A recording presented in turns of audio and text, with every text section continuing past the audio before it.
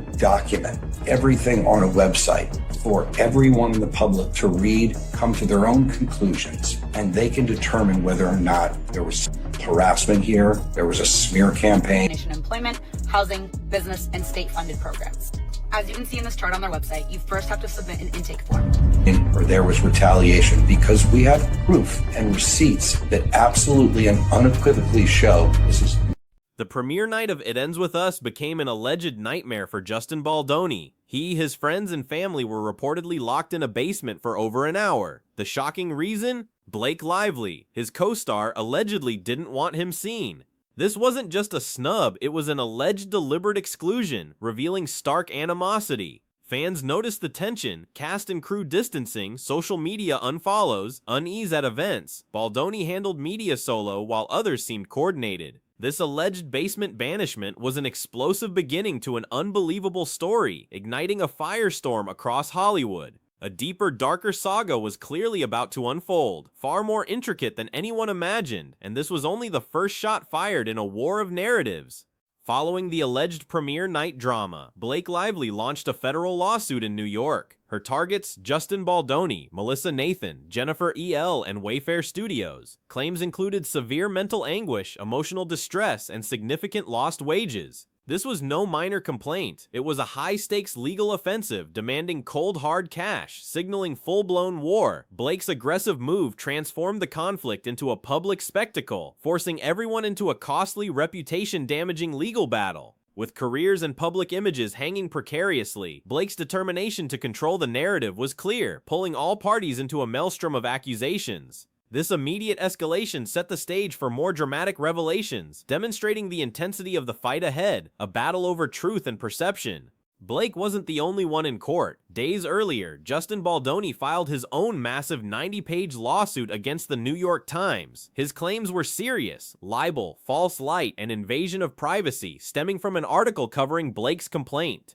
Justin had a proven track record of fighting legal battles, not shying away from prominent media giants. His decision demonstrated absolute determination to challenge what he considered a biased, damaging narrative. The gloves were clearly off, with both sides entrenched in a complex legal war promising to uncover shocking truths and expose alleged journalistic failures. The legal maneuvers by both parties indicated this was far more than a simple dispute. It was a strategic chess match playing out publicly, where every move carried immense weight. The celebrity legal drama was unfolding, with deep implications for everyone involved. Whispers suggested Blake never intended her initial complaint to escalate into a full trial. Lawyers quickly labeled her first move a nuisance lawsuit, a procedural request for a right-to-sue letter to the California Civil Rights Department, CRD. This strategy allowed her to air grievances and make public claims about harassment and workplace concerns without full discovery or being questioned under oath.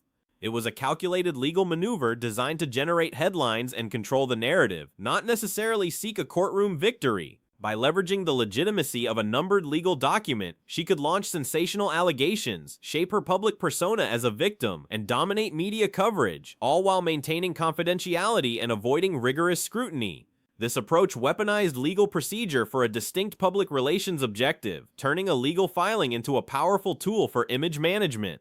The true intentions behind this legal dance were far more complex. Blake's attorneys reportedly told TMZ that formal legal action would have jeopardized her true objective, an orchestrated campaign to rehabilitate her public image. By filing a CRD complaint instead of a full lawsuit, she could frame herself as a victim, generate attention-grabbing headlines, and control the narrative. This carefully constructed strategy allowed her to sidestep the discovery process, which could have exposed inconsistencies or falsehoods. It wasn't primarily about securing damages, it was about public perception, dominating media coverage, and spinning the story in her favor. Her team meticulously crafted a narrative where she could claim victimhood at Justin's expense, avoiding cross-examination or document production risks. This move showcased a sophisticated blend of legal tactics and PR artistry, manipulating public sentiment and cementing a particular image. The courtroom was merely one arena in a much larger battle for public opinion, where the truth was a flexible commodity. Justin Baldoni's camp quickly moved to dismantle Blake's curated narrative. They asserted Blake had cherry-picked text messages, sharing only parts supporting her version. Now, the full unedited conversations between Blake and Justin were reportedly out, and they were explosive, painting a vastly different picture. These complete communications, Justin's team claimed, contradicted Blake's allegations significantly, suggesting she selectively presented interactions to appear justified while casting Justin as the aggressor. Legal and public pressure mounted, forcing Blake to defend her intricately crafted story against the full context of their actual communications. This development flipped the script, transforming the legal dispute into a public spectacle and a strategic battle over reputation and competing narratives. The revelation of complete conversations promised to expose true dynamics between the stars, leaving the public to decide who was genuinely in the wrong. As the drama escalated, an unexpected figure reportedly entered the fray, Ryan Reynolds. Blake's husband and his PR team allegedly tried to intervene, ostensibly to clean up the mess. However, their involvement only exposed his unnecessary entanglement, raising serious questions about why he was tangled in this drama at all. Fans quickly criticized him for overstuffing and getting overly involved in his wife's professional work. The internet buzzed with comments recalling Blake's past jokes about Ryan editing a scene neither the screenwriter nor Justin knew about. This perceived overreach added another layer of complexity to the chaotic situation, blurring lines between personal support and professional interference. Ryan's attempts to manage the crisis seemingly backfired, shining a brighter spotlight on intense behind-the-scenes machinations and fueling speculation about his influence. The Reynolds-Lively power dynamic was now under intense public scrutiny, further complicating the tangled web of accusations. The New York Times became a crucial player, facing accusations of journalistic failure. According to Justin Baldoni's legal team, the Times found eager allies in Blake Lively's complaint, reportedly accepting her CRD complaint without scrutiny. They allegedly published their article almost 2 hours before the official noon deadline, at 10:11 a.m. on December 24th. The resulting piece, Baldoni's team claimed, was riddled with errors, misinterpretations, and glaring omissions, highlighting serious journalistic failure. The lawsuit against the Times underscored the severity of the alleged inaccuracies, suggesting a biased approach that favored Blake's narrative without proper verification. This alleged rush to print and lack of due diligence transformed a celebrity legal dispute into a broader indictment of media integrity, casting a shadow over the initial reporting that fueled public outrage. The media's role in amplifying one side without rigorous fact-checking became a central point of contention. Central to Blake's smear campaign accusation was a text dated August 16. In this exchange, Miss Nathan allegedly shared a Daily Mail article titled, "Is Blake Lively Set to Be Cancelled?" referencing difficult-to-watch videos and a tone-deaf promotional Q&A. Blake then added, "Wow, you really outdid yourself with this piece," to which Miss Nathan allegedly responded, "That's why you hired me, right? I'm the best." Blake used this screenshot in her lawsuit to allege a plot. However, Justin's team vehemently disputes this, asserting the context shows the conversation was entirely different, and the New York Times failed to verify. They clarified Blake's depiction was entirely false, misleading, and has no factual basis, yet knowingly endorsed by the Times. This alleged misrepresentation of key evidence became a critical turning point, challenging the very foundation of Blake's claims and raising questions about her selective use of information. The true meaning of those texts was now under intense scrutiny. The drama intensified when Baldoni's lawyer, Brian Friedman, stepped into the public spotlight, sitting down with media personality Megyn Kelly to reveal astonishing details. Friedman came prepared with undeniable receipts, including compelling audio messages directly from Justin Baldoni himself. These revelations were nothing short of explosive, dissecting the complex web of lawsuits and counter-lawsuits. Friedman didn't just present arguments, he provided tangible evidence aimed at dismantling Blake's narrative piece by piece. His interview became a pivotal moment, shifting public perception as he laid out a meticulously documented counter-narrative. The transparency offered by Justin's audio messages provided an unprecedented look behind the curtain, showcasing the depth of the conflict and the alleged fabrications from the other side. This public unveiling of evidence transformed the already high-stakes legal battle into a full-blown media war, with Friedman leading the charge to reclaim Justin's reputation and expose alleged deliberate distortions. One of Friedman's most shocking revelations centered on Blake Lively's alleged lack of preparation for It Ends With Us. He claimed Blake had not even read the source material, Colleen Hoover's emotionally intense best-selling novel. Her infamous public comment about not knowing who Colleen Hoover was had already generated significant backlash given her starring role. According to Friedman, this alleged lack of preparation created significant tension on set, leading to repeated creative clashes between Blake, the cast, and the crew. For a story with such depth, understanding its nuances was critical, and her alleged oversight created deep friction. This detail painted a picture of a chaotic production environment, not because of Baldoni, but due to what was described as a fundamental disengagement from the project's core material. It added another layer of complexity, suggesting personal conflicts intertwined with professional shortcomings, setting the stage for more behind-the-scenes turmoil. Alleged on-set tensions escalated further, Friedman revealed, when Blake reportedly demanded changes to make herself more comfortable, causing significant friction with the cast and crew. This infamous meeting, confirmed by Friedman, highlighted Blake's alleged assertive control over the production. Beyond creative differences, Blake also accused Justin Baldoni of body-shaming her, claiming he questioned her weight. Baldoni, however, staunchly defended himself, explaining he needed the information for his own back-focused training regimen, a claim reportedly corroborated by his personal trainer. These conflicting accounts of on-set interactions showcased a deeply divided work environment, where personal grievances quickly morphed into professional disputes. The accusations and counter-accusations painted a picture of a set riddled with mistrust and miscommunication, where every interaction became a potential flashpoint. Alleged demands and the body-shaming accusation further illustrated the power struggles that plagued the film's making, setting the groundwork for legal battles. Adding another layer to the conflict, Blake accused Justin of barging into her trailer while she was pumping breast milk and making inappropriate comments. This was a grave accusation, suggesting a serious breach of privacy and professional conduct.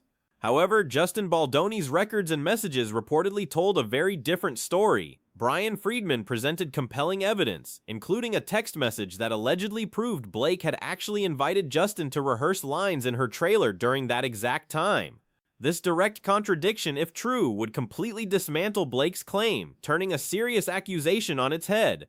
The existence of such contradictory evidence highlighted the contentious nature of the legal battle, where every alleged incident was met with a meticulously documented counter-argument.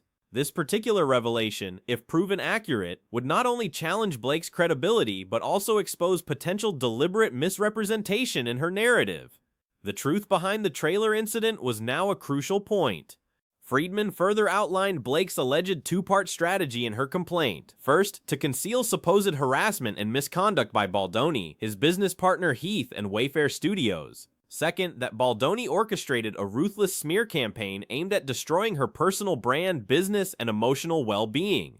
Megyn Kelly astutely broke down the legal implications, noting that while concealing misconduct might not inherently be illegal, the key legal vulnerability lies in retaliation. Blake's entire argument, Friedman explained, hinged on the claim that after she raised complaints, she faced coordinated retaliation from Baldoni and his team. However, Friedman asserted much of this narrative was exaggerated, highlighting how strategy and perception had been weaponized to create sensational headlines. This insight revealed Blake's legal maneuvers were expertly crafted to exploit specific legal vulnerabilities, even if underlying facts were contentious. The true battle was not just over alleged misconduct, but over narrative of retaliation. The absurdity, as Friedman put it, didn't stop there. He also criticized Blake for launching a new hairline product around the same time she was supposed to be actively promoting It Ends With Us. He called this move another example of her misplaced priorities, suggesting a clear diversion of focus and resources away from the film's success. This revelation added weight to the perception that Blake was more invested in her personal brand ventures than in the movie's collaborative success. In the midst of alleged smear campaigns, basement lockings, public lawsuits, and PR chaos, this incident painted a picture of a set riddled with tension, miscommunication, and conflicting professional interests.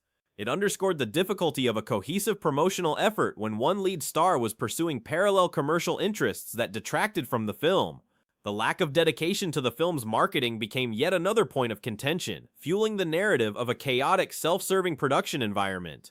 Friedman's interview ultimately underscored a powerful counter-narrative. While Blake Lively's story presented her as the victim, extensive evidence, including texts, audio messages, and first-hand accounts from Justin's team, painted a far more complex, contradictory reality. This compelling collection of receipts challenged Blake's carefully curated public image. The interview became a turning point, providing a voice to the other side and systematically discrediting many of Blake's core allegations. It suggested her public persona was not aligning with the facts and that the narrative she had built was beginning to crumble under documented evidence.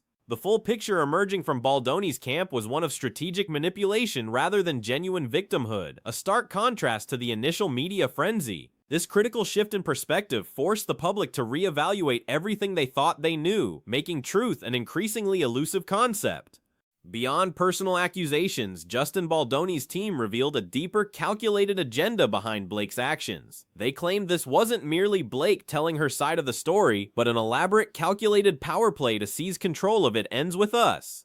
They alleged she took over everything, despite not directing the film. This included dictating the soundtrack, wardrobe choices, influencing editing, and more. The craziest part, they insisted, was her alleged pressure on the studio to release her version, even though Justin's version reportedly tested better with audiences. This amounted to a full-on power grab, challenging the entire creative integrity and ownership of the project. This revelation exposed a high-stakes struggle for creative control, transforming the conflict from a personal dispute into a battle for artistic vision and authority. The claims painted Blake as someone manipulating facts and leveraging influence to bend the production to her will, a truly shocking twist. Just when Blake thought she was turning the tide, another situation blew up on video, casting doubt on her claims. In one uncomfortable clip, Blake appeared uneasy as an interviewer casually dropped a bombshell. She supposedly tried to teach Justin how to be more touchy on set.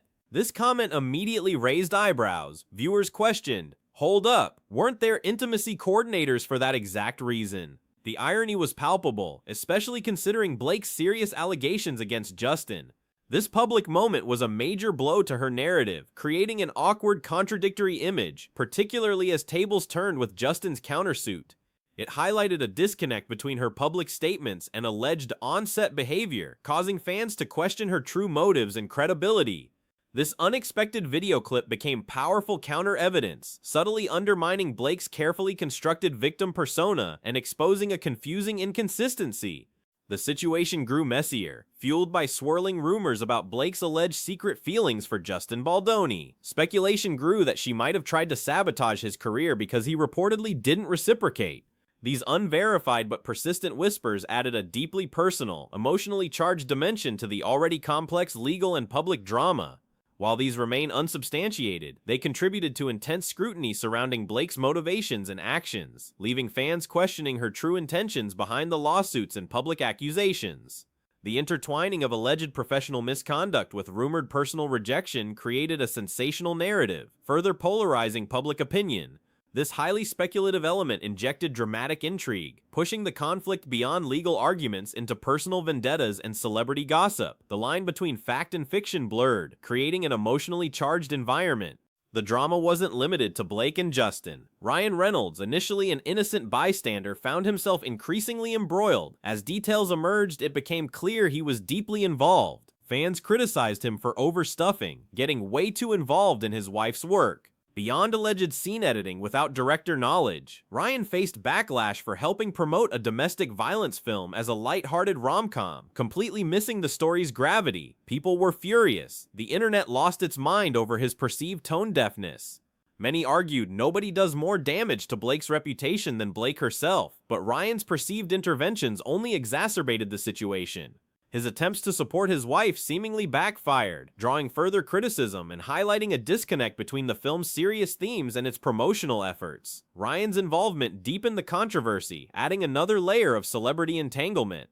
The anti-Baldoni squad clung fiercely to leaked PR messages from Justin's team, portraying them as further evidence against him. Blake Lively, for her part, insisted she was simply speaking her truth, attempting to maintain her victim narrative amidst mounting counter-evidence.